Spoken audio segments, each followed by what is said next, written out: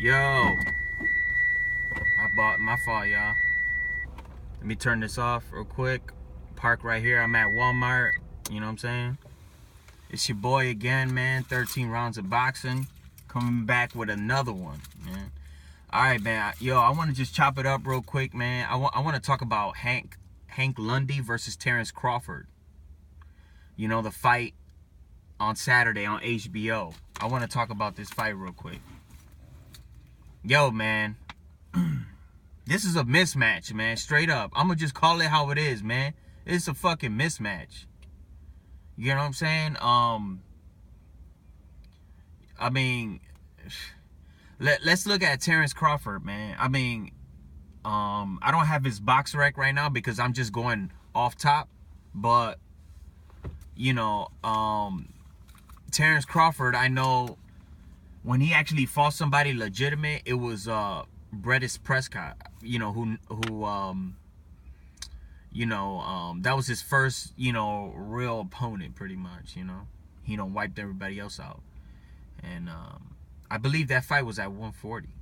You know what I'm saying? And then, he fought Gamboa, who Gamboa, to me, he is an A fighter. He's not A plus because Gamboa's lacking that that defense. Sometimes when he throws his combos and shit, and he tucks his chin out there, tries to be like Anderson Silva and shit, trying to move his head and shit, and got caught. He got caught. Same thing with Anderson Silva. He got caught. Even though I think Anderson's way better defensively, but that's another category. You know what I'm saying? But yeah, man. I think with Terrance Crawford, he beat Gamboa. To me, that was huge. Even though he was big as fuck against Gamboa. Gamboa's little as fuck. But I ain't gonna front, man. I thought Gamboa was gonna win that fight. I had actually picked Gamboa to beat Terrance Crawford. And he was outboxing the shit out of Crawford. But towards the middle of the rounds, Crawford decided to switch, to southpaw. You know what I'm saying? And that shit completely threw off Gamboa's game. And then Crawford started tagging his ass. You know what I'm saying? And fucking Crawford got him out of there in 9 rounds, Great win, great win, even though, Gamboa is a small fighter, but that was a great win, both weighed in, around the same, so, that was a great win. You know what I'm saying? And then Terrance Crawford fought Beltran. He's a solid fighter. Beltran is solid, man. You know what I'm saying? He's real solid. I give him credit for that fight. He absolutely put on a boxing clinic. You know what I'm saying? So I give him credit there. And then he moved up to 140. And he fought Thomas Delorme, who I don't think much of anyway. I just think he's average at best. You know what I'm saying? And he wiped him out in like 5. You know what I'm saying? He got him out so fast. I was like, whoa.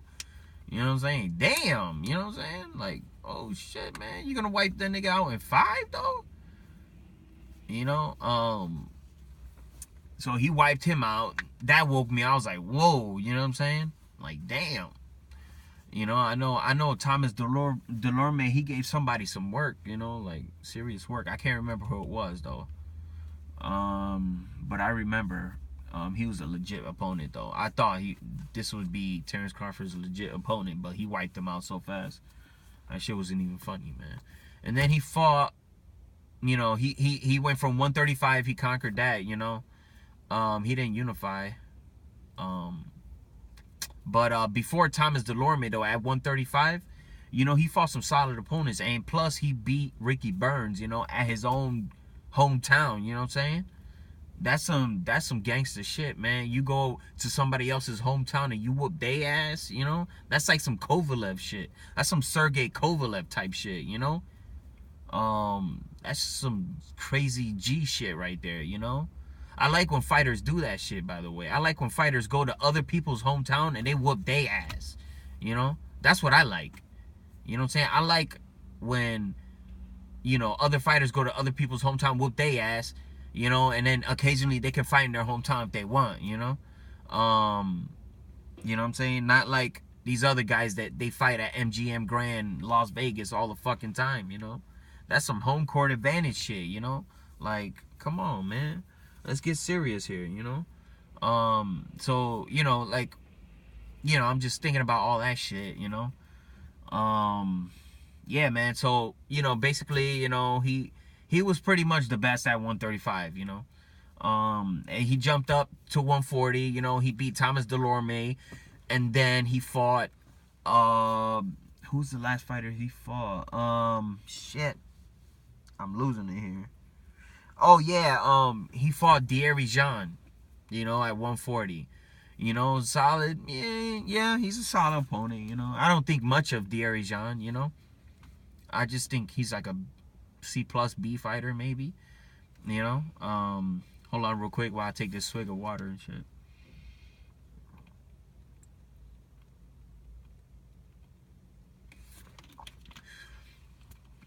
Yeah, man.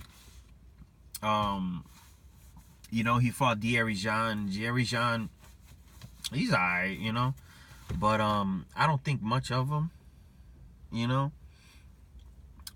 was a solid win though, but it's nothing to be, flapping your gums about. But yeah, man. As far as I know, in BoxRec, I believe Crawford's number 1 at 140.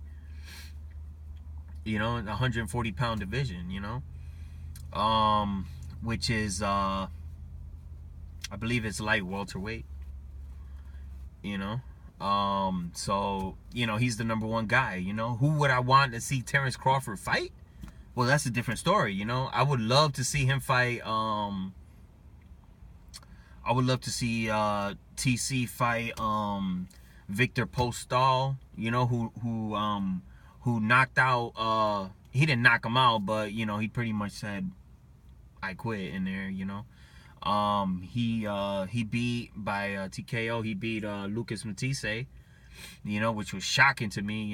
If any of you brothers out there, y'all bet on boxing, I'm sure you guys fucking cashed out on that, because ain't nobody fucking predict that shit. Yeah, man. Victor Postol, Adrian the Problem Broner, of course. I'd love to see